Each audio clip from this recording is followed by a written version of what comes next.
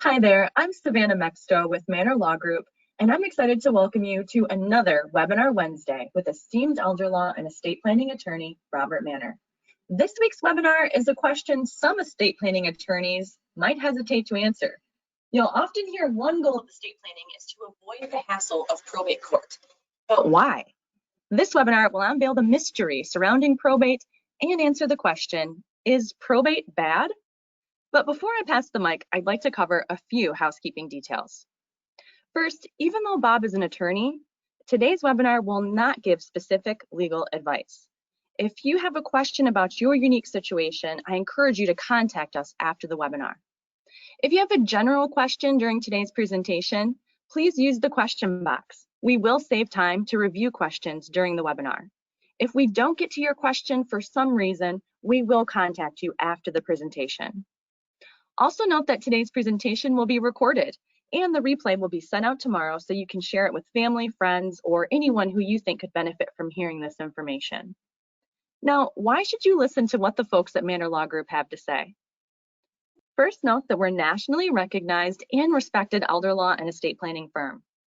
All three of our attorneys are accredited by the Veterans Administration to assist veterans with claims and appeals. Attorney Bob Manor is nationally board certified as an elder law attorney by the National Elder Law Foundation. He's honored in 2020 as both a super lawyer and a leading lawyer by those peer review lawyer rating organizations. Bob is currently on the executive board of the State Bar of Michigan Elder Law and Disability Rights Section and past president of the National Academy of Elder Law Attorneys Michigan chapter. Also, Manor Law Group has been honored by readers of our local paper as the best or favorite law firm for the last 8 years in a row. Now, without further ado, I'd like to welcome attorney Bob Manor.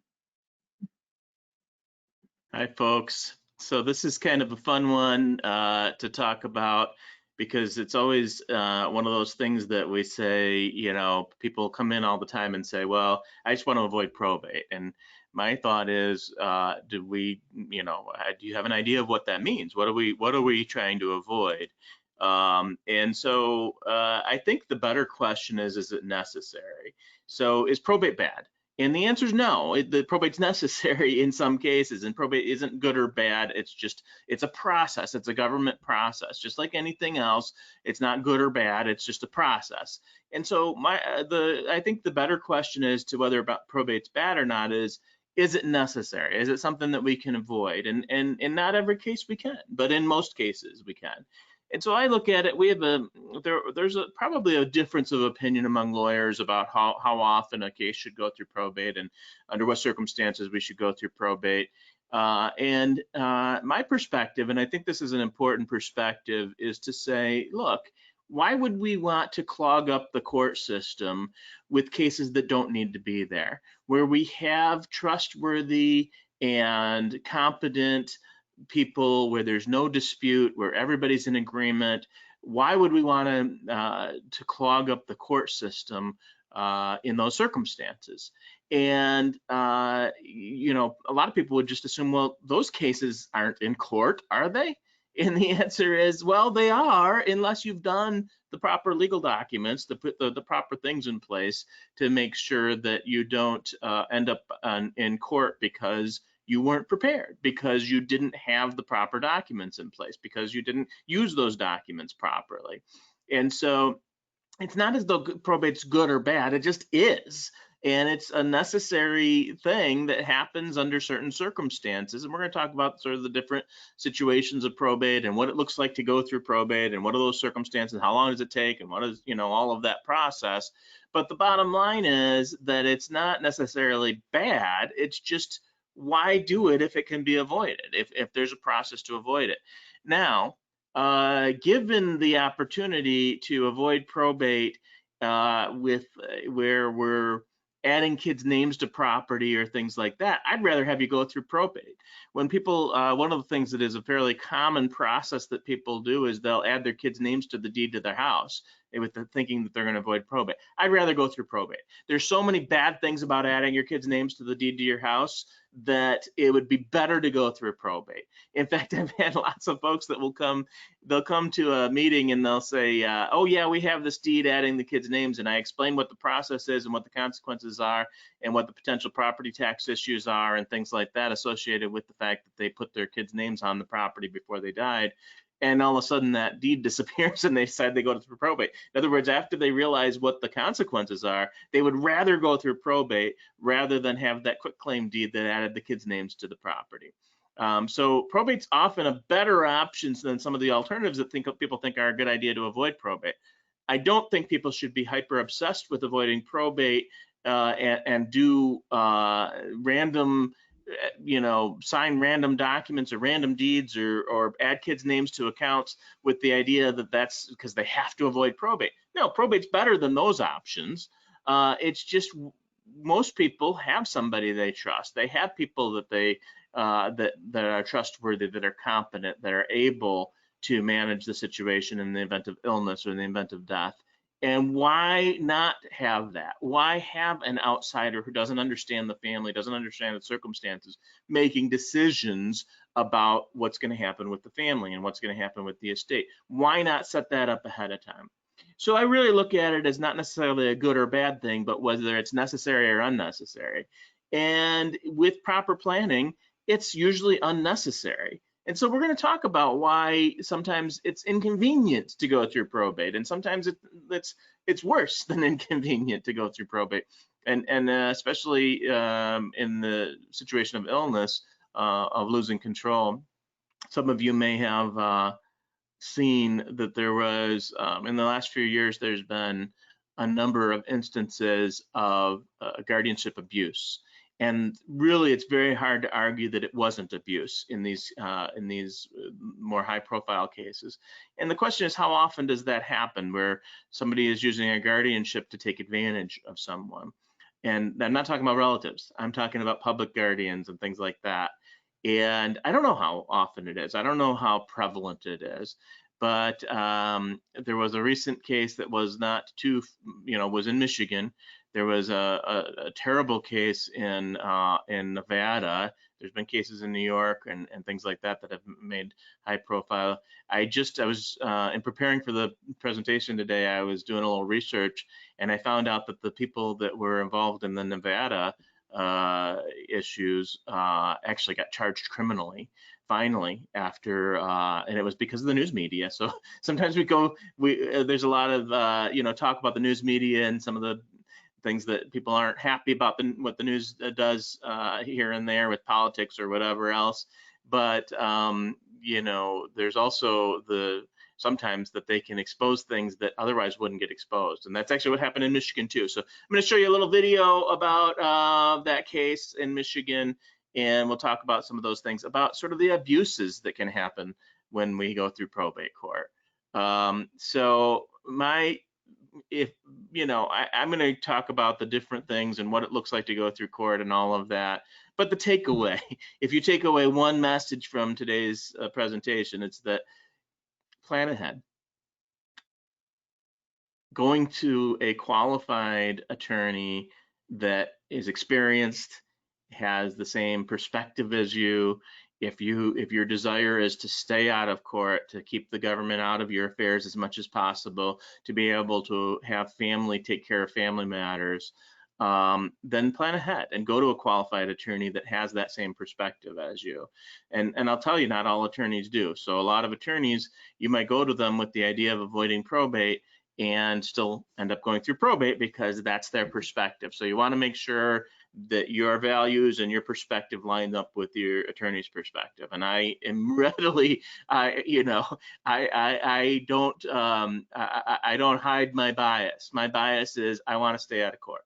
I joked with the local probate judge one time because the judge said, Mr. Manor, I don't see you in here very often. And I said, that means I'm doing my job well, because I don't end up having to bring my clients' cases to court very often. And judge didn't necessarily like that idea, but I think it is an important thing to say, look, if we can have people get organized and have a plan in place and make sure there's checks and balances and protections in there to protect them from family taking advantage, why not do that and avoid clogging up the court system and things like that? And again, I'll just be very clear, that is my bias to keep you out of court.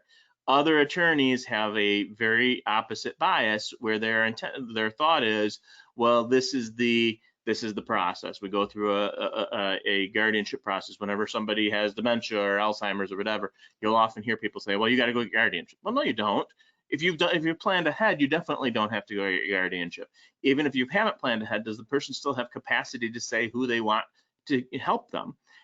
There is this issue that we're going to talk about in a minute, about at what point can you no longer say that you want help from your spouse or you want help from your daughter, and that you have the legal authority to decide that for yourself rather than having a court decide that for you.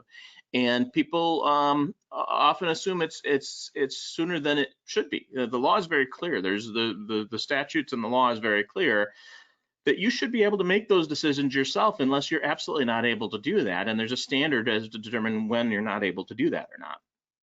So that's the long and the short of it. Plan ahead, and then we don't have to worry about these things. So let's look at this. So I'm dividing this into a few different categories here.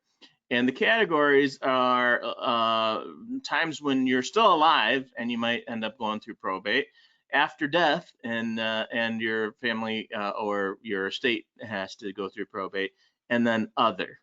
And so I'm going to tell you, I'm not going to talk about other because I don't do the other. And so the other is, probate court deals with minor children. I mean, I do some of that, but not in the ways that where we have delinquent children or things like that. I just don't have. I don't know the first thing about those things, where a delinquent child is being removed from his parents, or there's somebody in the criminal justice system and they end up in probate court because they're a minor. Various things like that. Don't know anything about it. People assume that because you're a lawyer, you know all the laws. No, I know the area of law that I practice, and I know a lot of things about the related areas of law. But if you ask me about criminal law, I have no idea. You'd be just as good talking to your neighbor about it, because I don't do criminal law and haven't had to study that since I took the bar exam 25 years ago. So we're going to be focused on those two things that I do deal with, which is when we end up having to go through probate court during a lifetime situation. So that might be a guardianship or conservatorship, a protective order, something where we're asking the court either for permission to do something, or supervision, or ability to access assets, or to be able to make decisions for somebody that's still alive. And then, of course, after death, they call that decedent's estate. And we'll talk about those two processes. And so, like I said before, one of the things that I think is most important, people often assume that the reason why you go to a lawyer is to talk about what happens when you die. And so we're kind of focused on this after death part of it, right? As good as any reason to do estate planning, and in my view, a more important reason to do estate planning is what happens before you die. Okay, so people think that they say, well, I've got a will, I've got beneficiary designations. Okay, that may be sufficient, that may not be sufficient, or I've got a trust and all we really care about on the trust is what happens after I die. Well, even if you had a lawyer draft it for you, you really want to have a lawyer that's going to be a little bit more thorough and try to think through these things about not just what happens when you die, but what happens before that. Because what happens after you die, well, it's going to go through a process, and that process could be simpler or harder, it could be longer or shorter, it could be more costly or less costly, but ultimately it's going to go through a process. But what happens during your lifetime is much more, it creates some much more difficult things, like who's going to make decisions about life support for you, and who's going to make decisions about where you live. None of us like to think about this, right? None of us like to think about the fact that we might come to a point where we're not making our own decisions about where we live and how we spend our money and those types of things. And so it's a tough conversation. And that's probably why a lot of people avoid it. And they really just want to say, well, after I die, here's what's going to happen. But more important is, well, what happens before you die? What if you don't die? What if you get sick? What if you have Alzheimer's? What if you have dementia? What if, you have stroke? And that could happen to any of us at any age. There's lots of younger folks that have had a brain injury or a stroke or, other things. Unfortunately, I see sometimes people that have Alzheimer's at a younger age or other forms of dementia. And so the idea here is that, I think, in my opinion, is more important, if at least as important, if not more important, than what happens after you die. And making sure that things are going to go the way that you want them to, and that you have the right person making decisions, and that they don't have to ask permission from a judge to make the decisions that you'd want them to make, that you trust them to make decisions about your house, about your money, about those types of things, without having to go through a court. And again, now sometimes people will say, well, wouldn't it be better to have that supervision by the court? I can think of circumstances where it was better to have the court involved, but I think of a lot more where it would be, if we have trustworthy, competent people that we love, that we would trust to follow our wishes and make the right decisions for us. I think more often than not, they're going to be able to do that more easily without burdening the court with that process. And so even if the court does agree to follow the wishes of the family and follow your wishes, we're still having to go through that process and burdening the court. And then you're going to see an example of in a minute of where the court didn't really didn't appear at least to follow the wishes of the family and look at what's really in the best interest of that family. It's a pretty high profile case, and we'll talk about that in a minute. But before we get there, let's talk about this, because most of us would like to imagine that we're going to live a long, healthy life and die in our sleep at age Rip Van Winkle or whatever, age 110, whatever it is. But the truth is that's statistically not accurate. Most of us are going to be dependent on somebody before we die. And maybe it's an hour, maybe it's a day, maybe it's a week, maybe it's a month, maybe it's 10 years. But most of us, the vast, vast majority of us, will be dependent on somebody else for decision making, whether it be financial or medical or where we live or those types of things at some point before we die. It might just be our spouse, right?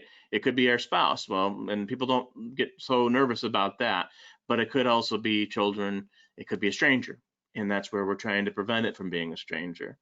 But I know that sounds gloom and doom and depressing. Nobody likes to think about it, but I'm just telling you, this is statistically accurate. The vast majority of us will face some period of time where we're not making our own decisions. And if you don't like hearing that, too bad.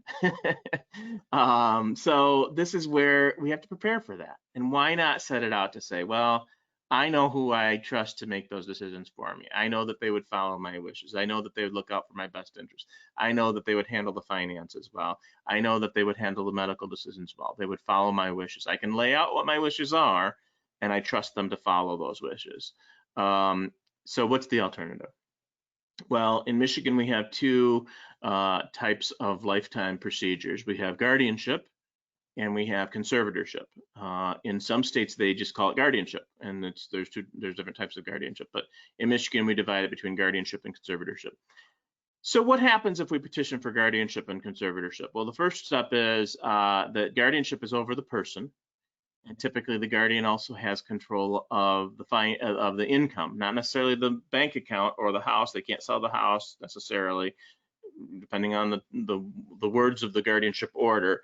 But it's supposed to be that if we need control of the bank account, of the being able to sell the house, those types of things, that we would also need conservatorship in Michigan. That's over the finances. Usually and often we'll have a guardian that is appointed representative payee through the Social Security Administration, and if there's really no assets and there's only income and it's only Social Security, they get guardianship and representative payee, and then they don't need conservatorship. But if there is assets and we need to control those assets too, then it's both. So what happens if you file for a petition for either conservatorship or guardianship? Well, a petition is filed. It can be filed by just about anybody. Then you have to, you can request that you be appointed. You can request that somebody else be appointed. The petition can request that someone else other than the petitioner request that they be appointed. The court is then going to order what's called a guardian ad litem. And a guardian ad litem is, I look at it as the court's eyes and ears. Okay, so the judge isn't going to be able to go out and interview everybody that needs a guardianship. They're not going to be able to go out to somebody's house and make sure there's food in the fridge and make sure that they're being well cared for, or go out to an assisted living or something like that. The judge isn't able to do that. So the judge appoints somebody else to do that and to inquire about the situation. And obviously, most of the time, you're going to have some kind of doctor statement or some kind of medical verification. But even with that, the court's going to appoint this third party to determine that. That third party, in most cases, or most courts, is often another attorney. And so, for example, in Oakland County, there's a list of attorneys, and they go to that list and they appoint an attorney from that list, and that attorney will typically go out and interview people and talk to the person that maybe needs the guardianship, and then they'll make a recommendation. Now, in Genesee County, it's often a social worker that they appoint, which is interesting because sometimes, it kind of makes sense that a social worker would be able, if it's a list of attorneys probably should know that social workers maybe can clue in on some additional things that the attorneys aren't going to necessarily think about as far as the daily care of that person and those types of things. So then the guardian ad litem will issue a report, and they'll issue a written report to the court. They will frequently show up in court on the day of the hearing. And then the petitioner needs to be there on the day of the hearing. The guardian ad litem is typically there on the day of the hearing. What about the person that this is all about? What about the person that it's being proposed needs a guardian or needs a conservator? Does that person have to be in court? And the answer is no. And in fact, frequently they are not there. But they have the right to be there. So they have the absolute right to be there. Frequently they are not there. Now, what if they show up in court? Let's say we're filing a petition for George. We think that George needs a guardian and conservator. And so the guardian ad litem, the court-appointed eyes and ears, goes out. They interview George. They interview the people around George. They get whatever information they need, and then they make a report to the court. And they say to the court, Judge, this George needs a guardian and conservator. And George shows up in court and says, no, I don't. I don't need anybody. I don't need a guardian conservator. I'm doing just fine. Does George have the right to dispute this? And the answer is, of course, George does. This is about self-determination. George should have that right. And I think most of the judges will honor that. Now, I've been in court in different courts throughout the state where George in that situation might be kind of like intimidated or not speak up, or it just kind of seems like everything goes so fast that George doesn't even have a chance to say it. But a lot of judges will specifically, if George is there, they'll say, George, what do you think of all of this? And if George says, absolutely not, I do not need a guardian, then what the judge will often do is the judge will appoint the person who maybe needs a guardian or conservator, their own lawyer. Now that lawyer is completely not associated yet, hadn't been involved in the case until that point. And that lawyer for George, now their job is to represent George in George's best interest. That doesn't mean that George's appointed lawyer has to then go argue that there should not be a guardianship. That lawyer is supposed to represent George's best interest. So it's a difficult thing. I'm glad I've never chosen to do those types of appointments, because I think it would be very challenging not to just represent what George says he wants versus what George, the lawyer's assessment is to what's in George's best interest.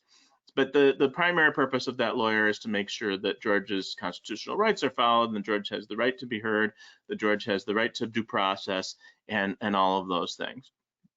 All of that being said, the vast majority of time a petition for guardianship is filed, it is granted. I have a colleague of mine who rails against this and has done so for years. and he feels, and he worked in various things throughout the Michigan government and as a private attorney and as an advocate for seniors, and he feels that they're granted too much, that many people who do not need guardians are appointed guardians, and that their rights are being taken away from them.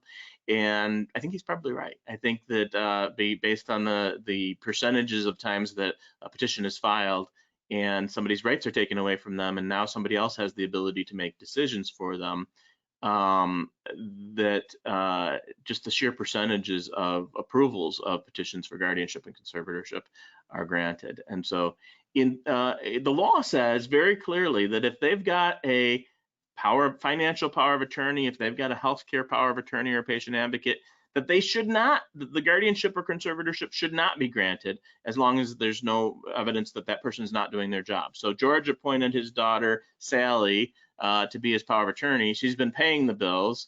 Everything's fine. Sally's not being accused of stealing money or anything like that. Then the court's not supposed to grant conservatorship.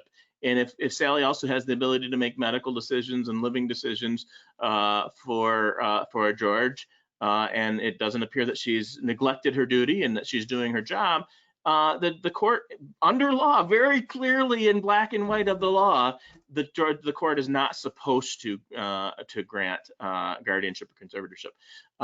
Again, I think it happens way too often that we have appropriate legal documents, but no one is there to advocate for those people. And so Sally shows up, maybe has never stepped foot in a courtroom before. Sally shows up, she still feels railroaded, whatever. And so, that's why, for those of you that have done business with my law firm, you kind of know that we're not a sign here, and I'll never see you again kind of law firm. We look at it as, once you're a client of ours, we're at your disposal. And I don't mean that from the standpoint of you can call us anytime and we're not going to charge you for it. That's not how lawyers work. But it is kind of a perspective that we've had, and we've really kind of tried to develop this to say, look, once you're a client, we're a resource for you. And so if you feel like you're being railroaded, or somebody filed a guardianship and you already have a healthcare power of attorney or a conservatorship, and you already have a financial power of attorney and it's operating fine, you call us and we're going to step in and we're going to advocate for you. It's an ongoing relationship. It's not just a sign the document and then you never see us again.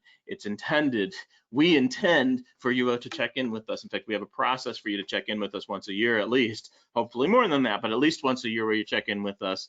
And so that we have just the continued connection, so that when problems do arise, you've got somebody, you're not going to be railroaded by the process. And so then, of course, with conservatorship, you're going to have to do an accounting to say what the assets are, or inventory to say what the assets are, and then an accounting periodically to say how you spent the assets. That requires a hearing. It has to be approved. With a guardianship, it doesn't require hearings as often. Typically, that's less often, and you just have to kind of affirm that the person still needs care, still needs the guardianship.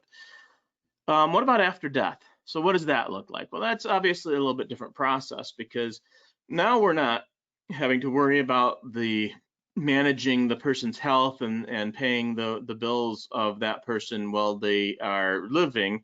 It's now just kind of following that process to make sure that creditors have gotten paid, that the process is being followed, that the people involved, what they call the interested parties, are notified and kept informed. And so what that looks like is, just like the other, a petition has to be filed, a petition for decedent's estate. And so that petition can be filed whether there's a will, if there's not a will. If it's not a will, it's called intestate succession. And so the petition is filed, that initiates the probate. The petition has to be sent around to the interested people, and that's usually the next of kin. And there might be other interested people, like Social Security Administration, or if we're on Medicaid, there's other people that have to be notified.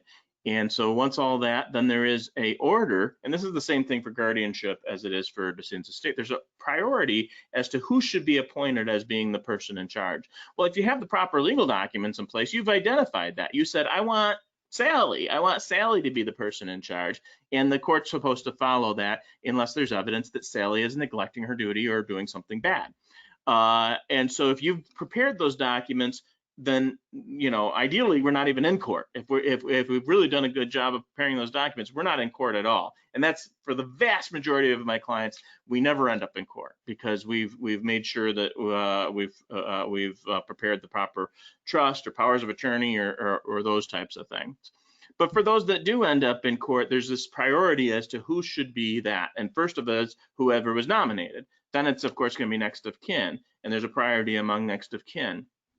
And ideally, it's not some stranger, right? It's not some lawyer, outside lawyer, or some guardianship company or something like that. And what was happening is the courts were ignoring those priorities, and they were actually appointing people that were, you know, professional guardians and things like that. And that's where some of the trouble has come into this. But getting back to the decedent's estate, so we file the petition, you get a letter of authority, and then you have to publish notice, and there's a process to go through. You have to do an account or an inventory and go through that process. You have to wait out after the publication, wait out 4 months to see if any creditors come forward. And then if no creditors come forward, if creditors come forward, you got to deal with those creditors. Either pay them or deny the claim, or dispute the claim, and then it goes like a trial type of a thing. Let's say no creditors come forward, then in theory you can file a closing statement, but then it doesn't actually get closed for another month. So based on that, the very fastest that could be is 5 months. Like I say, I've been doing this for 25 years, and the most always it usually ends up being about 9 months to a year to get through that process. Could be done as quickly as 5 months. It just usually isn't. Usually it's the family, you know, and I always say, you know, Sally, the person you appointed as your executor, Sally's got a dog and kids and a job and a lawn to mow and all this other stuff, and Sally getting all the inventory together and all this other things and just doing things that quickly, it just doesn't happen most of the time. And sometimes it's the lawyer that delays it, sometimes it's Sally, the executor, that delays it, but the bottom line is it typically is about 9 months to a year to get through that process. We've all heard stories of disaster, you know, probate decedents estates that go on for years. And that's happened in our office too, where for whatever reason, the person's just not returning calls or not getting things done or not documenting things, and it goes on. We've had cases, I remember one case where it was dad died, dad's sole heir was the daughter. So how simple could that be, right? One person died, one person is the heir, and it should be open and shut. Well, it went on almost 2 years. And it was because there were some real estate issues, and there was a cloud on the title with regard to the real estate. And the daughter, who was going to receive everything, had a full-time job and a dog and a lawn to mow and everything else. And she wasn't always able to get everything together as quickly as she would have liked. And so it could have been, it seemed like it was going to be the simplest case in the world because there was only one heir and really nobody to dispute anything. Ended up taking close to 2 years to get through that process. But on average, most of them are done in under a year. Or we can avoid all of that by doing, you know, proper planning. And so the vast majority of the time, our recommendation is almost always to set things up in such a way to avoid probate. But that requires one thing as part of our planning. You have to have somebody that you trust and you love. If you have nobody that you trust and nobody that you love, or both, I think you pretty much need both of those things, then I mean, what are we going to do? I'd rather have the probate process, right? If we don't trust anybody, I'd rather have that probate process than that. But if we have people that we trust and we love, let's plan ahead. Let's make sure that we avoid this entire process. And so that's kind of the ins and outs of probate. Whether you think that's good or bad, I told you my bias. My bias is let's stay out of it altogether. And I have a pretty strong bias to that, to the extent I'm known for that in the legal community. So I've been referencing this, and I'm gonna just kind of shoot over to this other this video here. And this is one of those crazy stories. So I don't know how often this type of stuff happens. It's awful that this is a thing, but My instincts tell me it's more often than it makes the media, when it makes the news. And so in a minute, I'm going to tell you about that Nevada case, that Las Vegas case. But I'm going to first kind of let you listen to this story. It happened right here in Michigan. It was Utica, I guess. And you listen to the video and then we'll talk about it. A local woman says her mom and dad have been imprisoned in their own home by their caregiver. And she wants to know why a Macomb County judge is allowing this to happen. Seven investigators were looking into this story. Those caregivers even called the cops on Action News. 7 investigator Heather Capello joins us now with what she's uncovered. Heather, David Glenda, when you become someone's guardian and conservator, you have total power over that person. You can make medical, legal, and financial decisions for them. Under Michigan law, family members are given priority to become a loved one's guardian. So why would a judge give this tremendous power to total strangers? Marcy Mitchell says she hasn't seen her father or her stepmom in more than a month. All Marcy can do is wonder what's happening on the other side of the fence separating Barbara Delbridge and Bob Mitchell from their relatives who live right next door. They can't get out, we can't get in. They can't take phone calls because their landline's been disconnected, their cell phones have been taken, their cars were towed away. So they're literally prisoners in their own home. Family members say both Barb and Bob have been trying to reach for them through this 6-foot-tall privacy fence that their caregivers installed. That's terrible.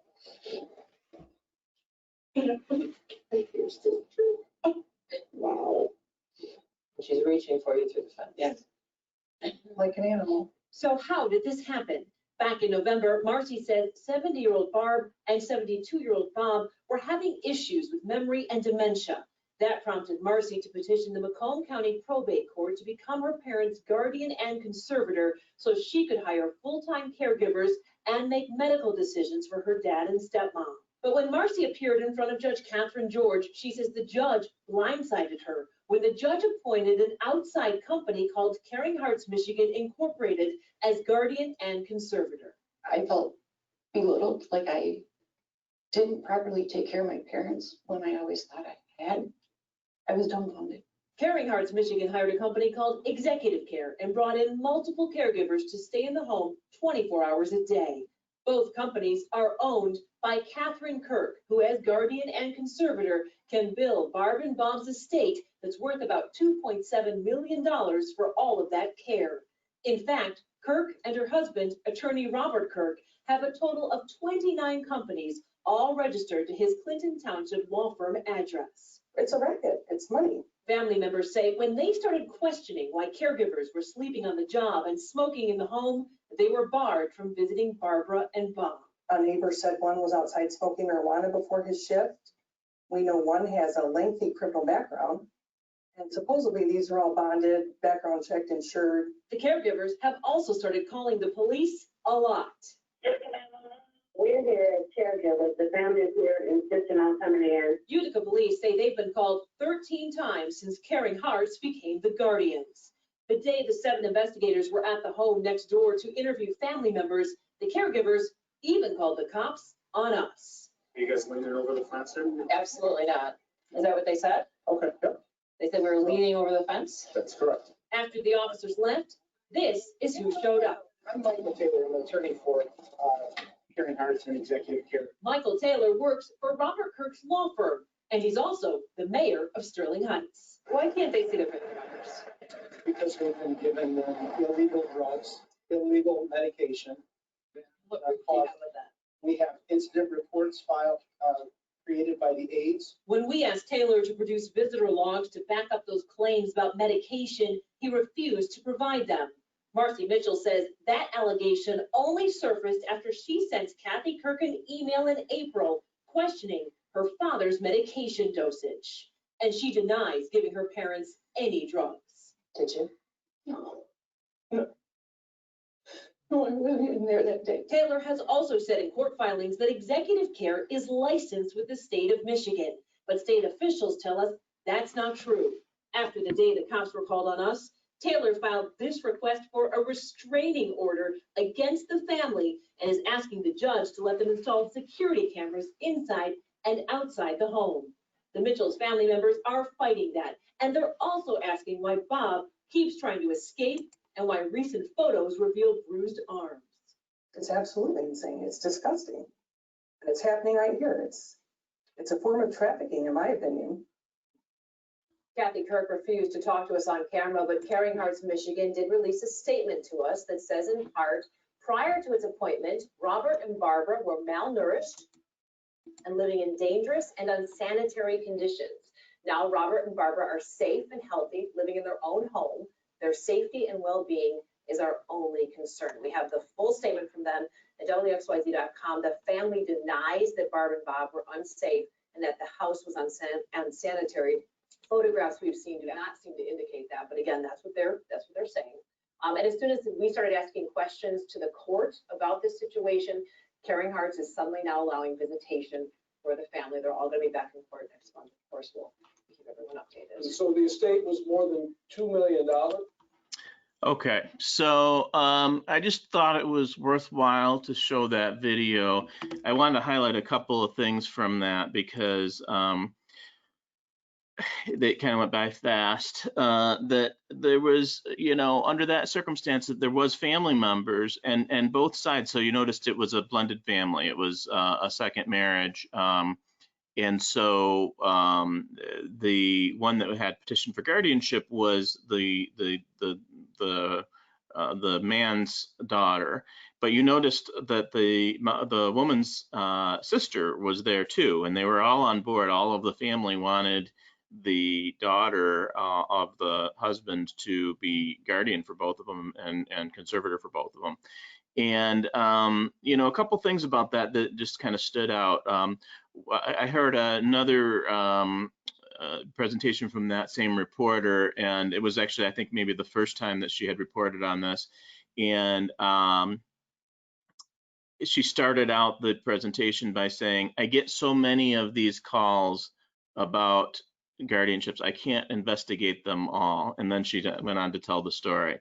And I thought that was telling too, that as an investigative reporter, she got according to her, she got so many of these calls about what she felt was, you know, that at least the allegation was somewhat abusive guardianships or bad, you know, situations, and that there were too many for her to even investigate. Then the other thing was, and I don't think they said it in that video, but that within 6 months of being appointed guardian, they had billed over $400,000 for care and legal fees and guardianship fees and all of that. $400,000 in 6 months.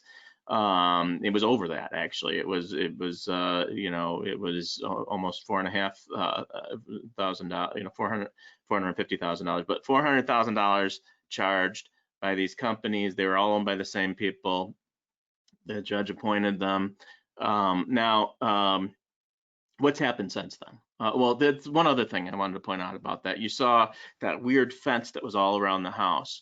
Well, the guardianship company installed that fence because the daughter lived next door, and she was able to still communicate with her parents by just looking over the fence. So they installed a privacy fence pretty much 360 degrees around the house so that nobody could come in or go out without having a key. They were pretty much locked in their house and locking others out, which is just, I just can't even imagine. And so in that case, what happened? Well, after the investigative reporter, so I mean, honestly, great job by that news reporter. After that, it got the attention of the Supreme Court and the governor and the chief judge of that probate court and the attorney general's office. And the attorney general's office stepped in, the governor's office stepped in, and has resulted in a couple things. First of all, that Caring Hearts was removed. And now, just recently, they settled the matter, and they are banned from being guardian for anybody else ever again. Caring Hearts and the owners of Caring Hearts were banned. That was part of the settlement agreement. That just came down in the last couple of weeks here. And so, you know, at least that one's gone.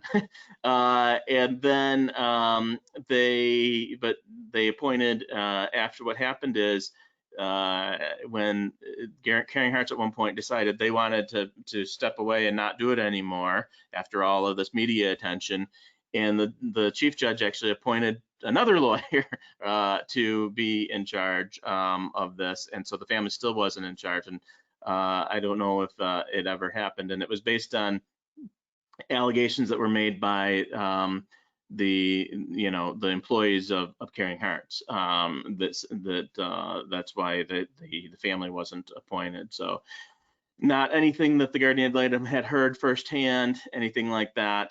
So it was just a very difficult case. The governor and the attorney general's office actually started this elder abuse task force. And so a friend of mine a couple friends of mine are actually on this task force, and they're geared towards trying to fix some of this. And it's difficult. It's difficult to fix because, there are families that wouldn't be capable of taking care of things for their parents. And there are people out there that will try to take advantage of the situation. Guardians themselves are paid almost nothing. They're paid, even a public guardian is paid very little for acting as guardian. So the only way they make it up is by hiring their friends and hiring their own companies to provide the services. So the crazy case out in Las Vegas, I call her the roaming guardian. The roaming guardian would look for cases to a petition to be guardian for.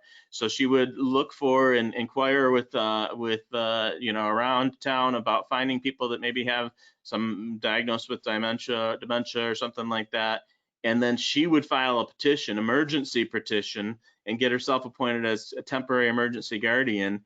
And in the one case that made the national news, she filed an emergency petition. She had no connection to these people whatsoever, but and she had this license plate that she put on her car that said, public guardian or something like that.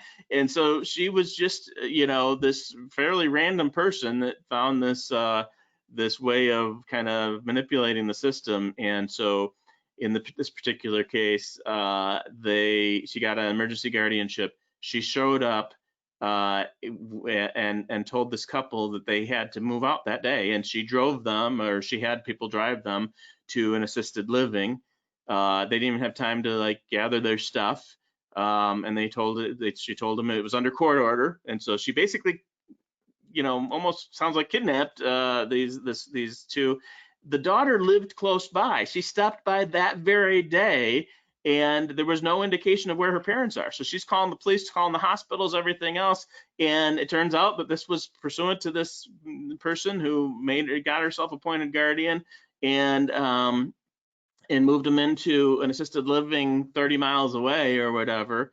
Eventually, the second time the daughter came by, they had posted something on the door, and so she got a hold of them. But it was awful. It was a terrible situation. Well, I just read today that they filed criminal charges against that person and the other people associated with her. That was out in Las Vegas there. So that was, took them 4 years or whatever to file those criminal charges. But so this is not the way it's supposed to happen. But I'm just saying that, why get involved in the court system if we don't have to? That's my primary, thought process on this. So that's the ins and outs of it. Is probate bad? I'm not going to say it's bad. It's necessary. It's important. It's good in some cases. It's just, if we can avoid it, let's avoid it, right? So I know we have at least one question here. I'm going to try to read the question. Let's see if I can read the question here. Actually, Savannah, I don't know if you have an easier way of reading the question because it's kind of small on my screen here. Yeah, so there's I have one. So this is from Julie. I watched a court hearing where the hospital told the daughter she should file for guardianship of her mother, but they didn't tell her she needed to file for CA, which that's, yeah. Conservatorship. Thank you. I'm not an attorney. The judge appointed a special fiduciary because her mom had assets. It seems like that could have been avoided altogether if she would have been told. What's your Yeah, thoughts yeah, on that? no, good question. So two things. Just because the hospital says that you need guardianship doesn't necessarily mean you need guardianship. And that's, I want to be very clear on that. This is one of the reasons some of you know that we do a lot of training for medical people. We do training for nurses and doctors and mostly social workers, but we've also done nurses and doctors and other medical staff. And the training is to say, okay, is there something short of demanding guardianship to get what you need? And so it makes sense that the hospital would be hyper-focused on the guardianship because that's what they're most interested in. They need somebody to be able to make decisions for this person. But what they didn't check, and again, I don't know enough details here, but one of the things that I worry about they're not checking is maybe that person had already gone to a lawyer. Maybe they had already appointed somebody. Maybe they have a patient advocate or a healthcare power of attorney and things like that. And often the first step that the medical staff will sometimes say is, oh, you need guardianship, because they need something. They need some proof. They need some legal basis for saying, how do we know who can consent to this? Who can sign off on this? And so the hospital is going to be most concerned about the guardianship, and it kind of makes sense why they wouldn't even bring up conservatorship, because that's a whole separate issue. They're going to worry about getting paid later. They just want to make sure they have somebody to sign off on whatever the hospital needs. Same thing for caregivers, home care companies, hospice companies, all of that. When I do trainings for the hospice companies and nurses and hospitals, and we've done a lot of trainings in the hospitals and lunch and learns and home care companies, all of that, they're often, their biggest focus is on going to be that healthcare decision making. So that's guardianship. And so they tend to be focused on that because that's what they need to document their file. That's what they need to make sure they're not going to get sued for doing what they need to do with this person. And so they're focused on that. And my point is, and what I try to make sure that they understand is, let's also see if there's other options. Let's see if there's a way that we can do this short of getting guardianship and really denying this person their rights to self-determination. I did promise you earlier I was going to tell you at what point is it that somebody cannot sign legal documents. And so it's different than what most people expect. So the rules say, as far as whether you can sign legal documents, you have to have what's called testamentary capacity. So the question is, if the doctor says, oh yeah, this person has dementia and this person can't make their own financial decisions, they can't balance their checkbook, things like that, does that mean just because they can't balance their checkbook and they forget what they had for breakfast and they keep repeating the same question over and over again, does that mean that they're not competent to say who they want to have help them? To acknowledge that they need help and then say who they want to have help them and basically sign a power of attorney. And the answer is it doesn't mean that in the law. It's very clear in the law that you have, as long as you have testamentary capacity, you have the ability to say how you want things handled and for yourself to appoint somebody to make those decisions. So you need basically three things in order to qualify for testamentary capacity. You need to be able to recognize your family, or what they call your issue. So you need to be able to recognize your family. If you can't name your family, if I say you got 3 kids, or how many, actually I wouldn't even say that. How many kids do you have? Or do you have any children? Yes. How many children do you have? I have 3 kids. What are your children's names? Well, George, Sally, and Cindy. Okay, where are they? Oh, well, George is living in Sarasota now. If you know who your family is, that's step 1. Number 2 is you have to have some idea of where your assets are. Have some idea of your assets. Who owns this house? I own this house. Okay, great. Where's your bank account? I bank at Chase Bank.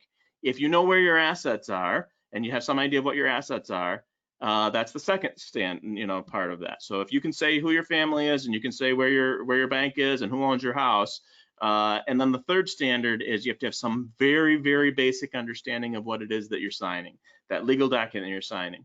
Now, I'll tell you, most people that sign powers of attorney don't understand every single word, or sign a will or sign a trust. They don't understand every word in there. So we can't expect this person to understand every word. They have to have a basic understanding of what is the purpose of this document. What are they doing? What is it going to do for them? What is it going to burden them with? In other words, saying somebody else can write checks out of my account. If they can understand if they can name family, if they understand their assets, and they can have a very basic understanding of what it is they're signing, they can still sign a power of attorney, and we don't have to get a guardianship. Is there other questions? So we did have another question, but it was a little, it's a specific question. Yeah. Yeah. Maybe something that we'd want to handle one-on-one so that it's not, we're not revealing personal information. Is that what you're saying? Yeah, that's what it looked like to me. So I think we'll follow up with this person after the webinar. So if you're still listening, the person who asked the second question, we'll follow up with you after the webinar to get you a better answer. Yeah, sounds good. All right, well, I'm going to have you wrap things up then, Savannah. And I know that lots of folks might be interested in making sure that they got their affairs in order. Please feel free to pass this presentation on to anybody else that you think that might need it too, and they'll have an ability to contact us also. Yeah, absolutely. Thank you, Bob. And thanks everyone for joining us today. As Bob mentioned, we do have an easy way for you to get in touch with our team. First, the way I'll tell anybody, you can always give us a call. Our phone number is 810-694-9000. I've gone ahead and put that in the chat. So if you're watching the replay and it's 3 days after this webinar was recorded, it doesn't matter. You can call us 810-694-9000. Now, also, you should have gotten an email a few minutes ago. And if not, you'll have it any moment. In that email, we'll have a link. The link will take you to a calendar, and it will allow you to choose a day and a time where you can meet with a member of our team. They'll actually give you a call. The call will last about 15 minutes. It'll give you a chance to ask us questions about our firm, about our process. We'll ask you questions about your concerns and about your goals. And then by the end of that conversation, we'll be able to know if this is something we can help you with, and you'll be able to know if you want us to help you with that. So I do encourage you to check your email. I've also put the link right there in the chat. So if you would like to meet with our team, again, I encourage you click that link, schedule the call. Our team will call you. There's no cost for this. There's no risk or no obligation to move forward. It's just a way for you to get to know our team and for us to get to know you a little better. So again, you can call or click that link. Thank you so much for joining us, and we will see you next week.